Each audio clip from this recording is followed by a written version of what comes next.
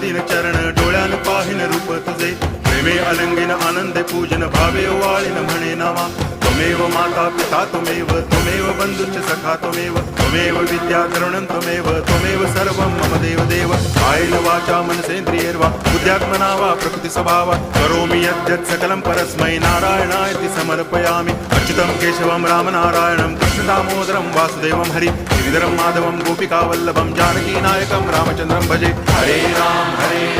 Ram Ram Hare Hare Hare Krishna